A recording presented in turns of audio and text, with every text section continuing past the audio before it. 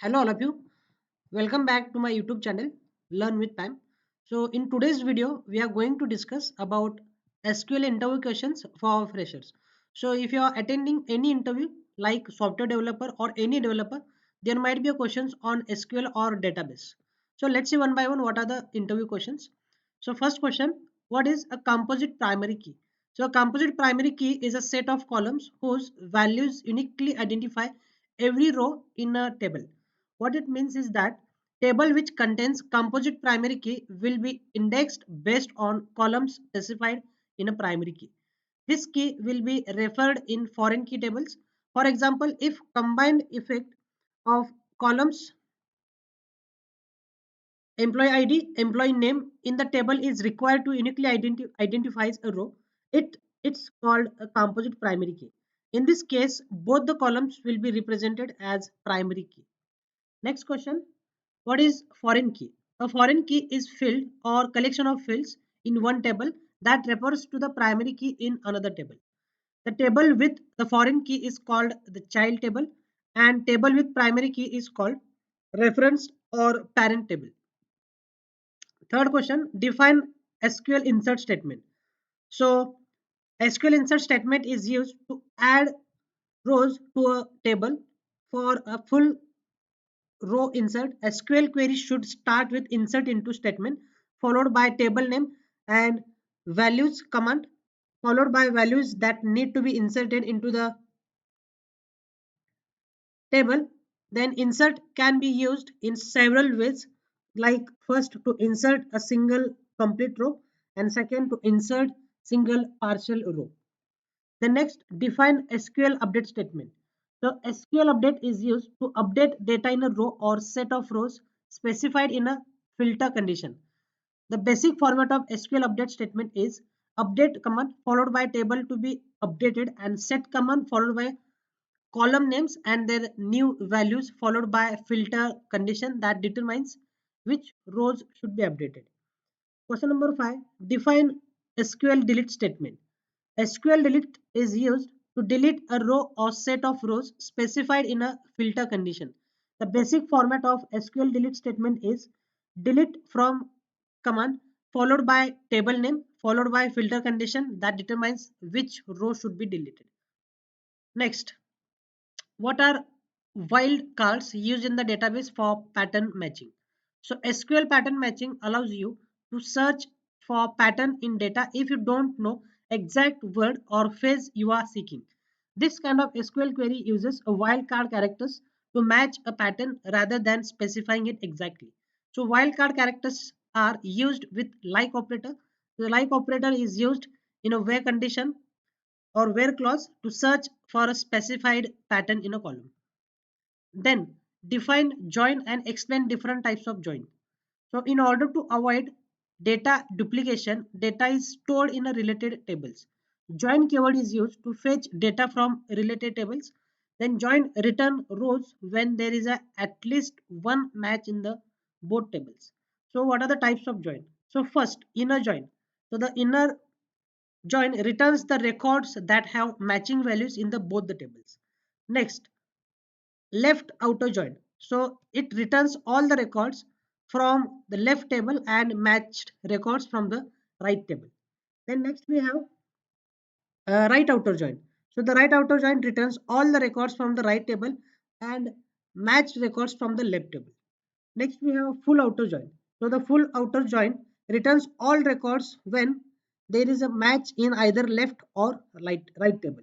Then self join. So self join is a regular join, but the table is joined with itself. Then last we have cross join. So the cross join is used to generate a paired combination of each row of first table with each row of second table. So this join type is also called as partition join. So if you have not gone through my previous video about join, so you can go and watch my previous video. I will add the link in the description box for better understanding.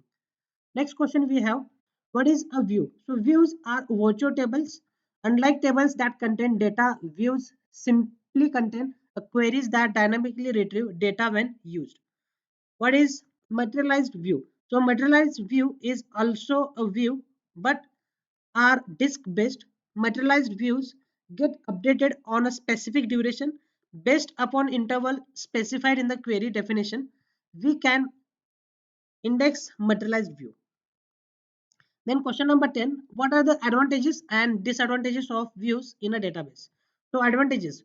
So views doesn't store data in a physical location. Second, view can be used to hide some of the columns from the table. Then views can provide access restriction since data insertion, updation and deletion is not possible on the view. Then disadvantages. When a table is dropped, associated view becomes irrelevant. Second disadvantage, since view are created with a query requesting data from a view is triggered, it's bit slow. Then when views are created for large tables, it occupy more memory. Then question number 11, what is stored procedure? A stored procedure is a prepared SQL code that you can save so the code can be reused over and over again. So if you have an SQL query that you write over and over again, save it as a stored procedure and then just call it to execute it. Then you can also pass parameters to the stored procedure so that the stored procedures can act based on a parameter values that is passed. Next question, what is trigger? So trigger is a set of SQL statements that reside in a system memory with unique names. It is a specialized category of the stored procedure that is called automatically when a database server event occurs. Each trigger is always associated with a table. A table is called a special procedure because it cannot be called directly like a stored procedure. The key distinction between trigger and procedure is that trigger is called automatically when a data modification event occurs against the table, and a store procedure on the other hand must invoke directly. Then question number 13, what is clustered and non-clustered index? So this is one of the favorite question of the interviewer. So let's see what is the answer of this question. So the clustered index. Clustered index is a type of indexing that establishes a physical sorting order of the rows. Suppose you have a table student info which contains roll number as a primary key. Then clustered index which is self created on that primary key will sort the student info table as per roll number. Clustered index is like a dictionary. In the dictionary, sorting order is alphabetical and there is no separate index page. Then what is non-clustered index? So non-clustered index stores data at one location and indicates at other location. The index contains pointers to the location of that data. A single table can have many non-clustered indexes as an index in the non-clustered index is stored in the different places. For example, a book can have more than one index, one at beginning with which displays the contents of book unit wise, while the second index shows the index of terms in alphabetical order, and a non-clustering index is defined in a non-ordering field of the table.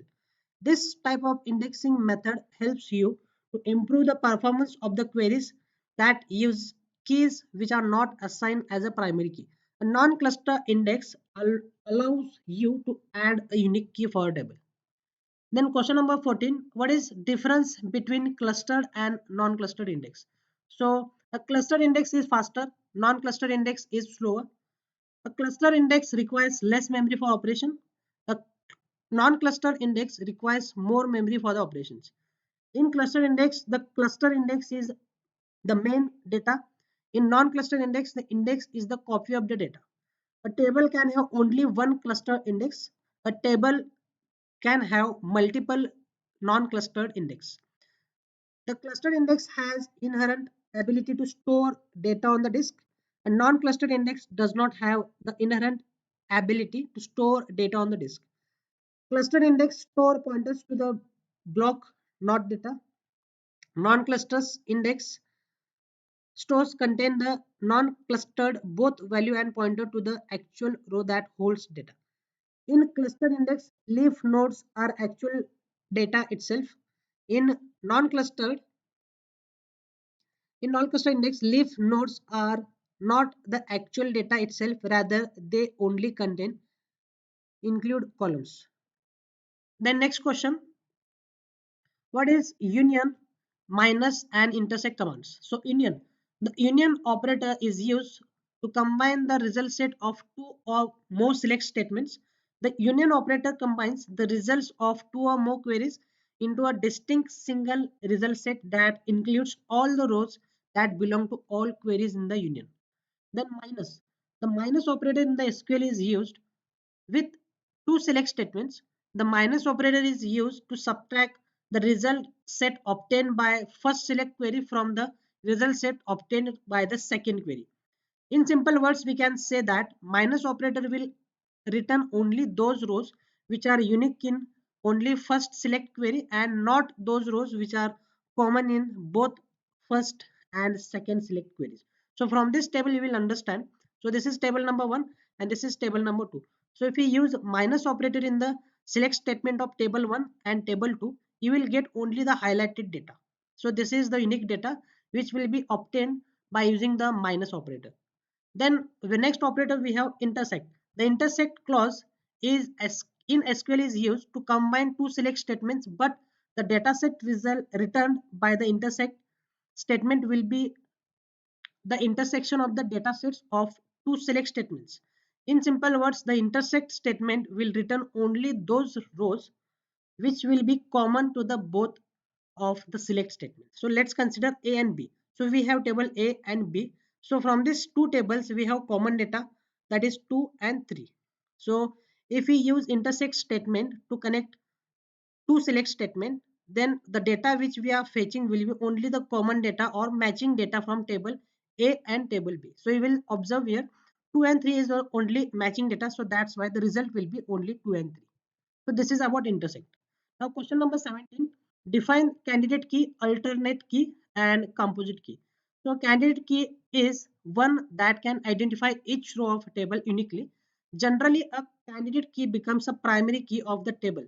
If the table has more than one candidate key, one of them will have the primary key and the rest are called alternate keys. A key formed by combining at least two or more columns is called composite key. Question number 18. What are the constraints? Explain different types of constraints. So again, this is one of the favorite question of the interviewer. So this question might come for your interview. So constraints in SQL means we are applying certain conditions or restrictions on the database. This further means that before inserting data into database, we are checking for some conditions. So if the condition we have applied to the database holds true for the data which is to be inserted, then only the data will be inserted into the database table. In short, constraints is used to stop invalid data entry from the end user. Then types. So the first type of constraint is not null. So this constraint tells that we cannot store a null value in a column. That is, if a column is specified as not null, then we will not be able to store a null in this particular column anymore. Then next type is unique constraint. This constraint, when specified with a column, tells that all the values in the column must be unique. This is, the values in any row of the column must not be repeated. The next constraint is primary key. A primary key is a field which can be uniquely identify each row in a table, and this constraint is used to specify a field in a table as primary key. Then foreign key. A foreign key is a field which can uniquely identify each row in another table, and this constraint is used to specify field as foreign key. Next constraint, check. This constraint helps to validate the values of the column to meet a particular condition. This is, it helps to ensure that value stored in a column meets a specific condition. Last constraint is default. This constraint specifies a default value for column when no value is specified by the user. So if you have no any idea about the constraints, you can watch my previous video about constraints. So I will add the link in the description box about constraints. Next, what are the steps you will take to improve the performance of the poor performing the query? So maximum use of indexes stored procedure should be done to improve the performance. Then avoid excessive use of complicated joins and cursors. Then avoid using conditional operators, using columns of different tables. And last, make use of computed columns and rewriting the query. So these are the steps we can take to improve the performance of a query. Next question, what is an entity relationship diagram?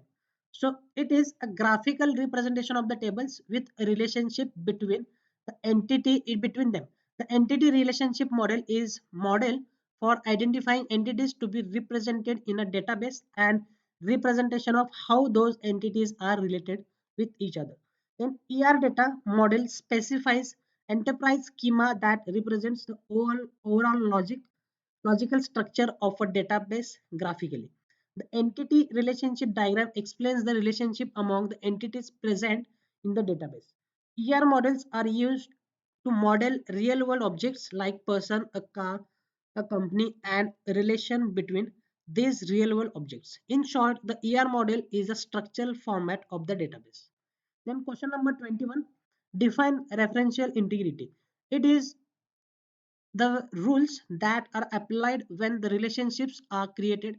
It ensures integrity of the data and prevents inconsistent data into the tables. Question number 22, what is subquery? Explain the properties of the subquery. In SQL, a subquery can be simply defined as a query within another query. In other words, we can say that subquery is a query that is embedded in a where clause of another SQL query. So the properties of SQL queries are, first, a subquery must be enclosed in a parenthesis. Next, a subquery must be put in a right hand of comparison operator. A subquery cannot contain an order by clause, and a query can contain more than one subquery. Then question number 23, what are the advantages of using stored procedure? A stored procedure can reduce network traffic and latency, boosting application performance. Stored procedure execution plans can be reused, staying cached in SQL Server's memory, reducing server overhead. Then third, stored procedures help promote code reuse. Then stored procedures can encapsulate logic. You can change stored procedure code without affecting clients. Then stored procedures provide better security to your data. Then question number 24, what is CTE? So CT stands for Common Table Expression, or CTE is a temporary name result set created from a simple select statement that can be used in a subsequent select statement. Each SQL CT is like a named query whose result is stored in a virtual table, a CT, to be referenced later in a main query. The common table expression is an expression that can be thought of as a temporary result set, which is defined within the execution of a single SQL statement. A CT is similar to the derived table in that it is not stored as an object and lasts only for the duration of the query. Question number 24, what are the advantages of using CTA? So using CTA improves the readability and makes maintenance of a complex queries easy. The queries can be divided into separate simple logical building blocks which can be then used to build more complex cities until final result set is generated. City can be defined in a functions, stored procedures, triggers, or even in views. After the city is defined, it can be used as a table or a view, can select, insert, update, or delete data. Question number 25, 26. What is aggregate function? So the aggregate function perform a calculation on a set of values and return a single value. Aggregate function ignores null values except count function. Having clause is used along with group by for filtering the query using aggregate values. So various aggregate functions like count, sum, average, min, and max are present. So again, if you have any doubts regarding the aggregate functions, so you can watch our previous video. Already we have uploaded on this channel. So I will add the link in the description box. So these are the top interview questions which were asked frequently in your interviews of SQL or any software developer. So I hope this video finds you well. So all the material of this video will be provided in the link box. So thank you all. So that's all for now. So please like my video and share and subscribe my channel. So thank you and have a wonderful day.